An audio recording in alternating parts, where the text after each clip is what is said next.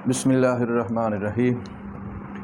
सामीन मोहतरम, साल हा साल के मुशाहिदात तजर्बात के बाद ये बात कहने में कोई हरज नहीं कि शुगर इतनी ख़तरनाक नहीं जितनी शुगर की एलोपैथी अद्वियात ख़तरनाक हैं।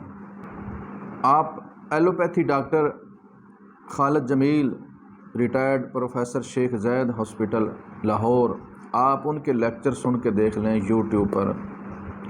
वो भी यही कहते हैं कि इंसुलिन तमाम बीमारियों की जड़ है। आप अशरफ चौधरी साहब जो एलोपैथी जिनका तरीका इलाज है उनको सुनकर देख लें, वो भी यही कहते हैं कि शुगर इतनी ख़तरनाक नहीं जितनी शुगर की एलोपैथी अद्वियात ख़तरनाक हैं।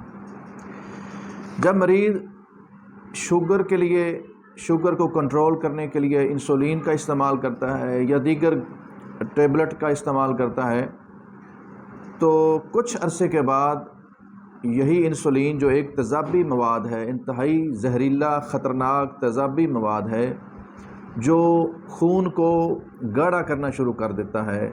रफ्ता रफ्ता क्या होता है कि ये जब खून गाढ़ा होना शुरू हो जाता है तो खून के गाढ़ा होने की वजह से उसके जो गुर्दे हैं वो मुतासर होना शुरू हो जाते हैं। बहुत सारे ऐसे तेज़ाबी फुजलात जो हैं वो गुर्दे उनको खारिज नहीं कर पाते, जिसकी वजह से मरीज़ का क्रिएटिनिन और ब्लड यूरिया बढ़ना शुरू हो जाता है।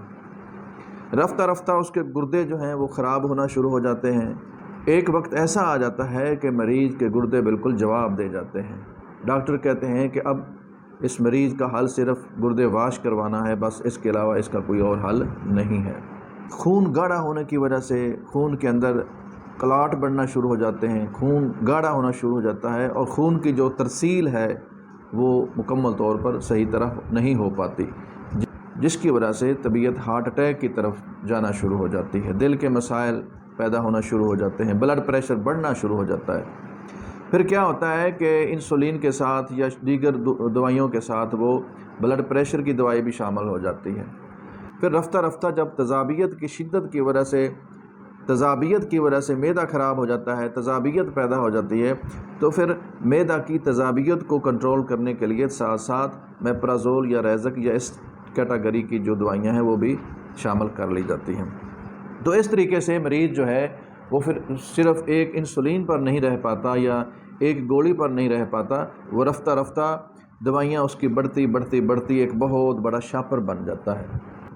इसलिए ये बात कहना मेरे लिए इंतहाई ज़रूरी है, बल्कि अगर मैं नहीं कहूँगा तो ये मेरे ज़मीर पर एक बहुत बड़ा बोझ होगा कि शुगर इतनी ख़तरनाक नहीं जितनी शुगर की एलोपैथी अद्वियात ख़तरनाक हैं। इसलिए अगर आप शुगर की दवाइयों से निजात हासिल करना चाहते हैं तो उसका एक ही वाहिद रास्ता है और वो है इलाज बिल ग़िज़ा।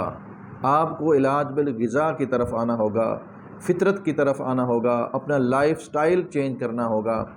जब तक आप ये रास्ता इख्तियार नहीं करेंगे तब तक आप जितनी मर्ज़ी अद्वियात इस्तेमाल कर लें, खा वो एलोपैथी हों या खा वो हर्बल हों या होमियो हों, किसी भी पैथी की वो कोई दवाई हो, जब तक आप अपनी ग़िज़ा को कंट्रोल नहीं करेंगे, अपना लाइफ स्टाइल ठीक नहीं करेंगे, बिस्यार खोरी को तर्क नहीं करेंगे, आराम परस्ती को तर्क नहीं करेंगे, तब तक आप शुगर को कंट्रोल नहीं कर सकते।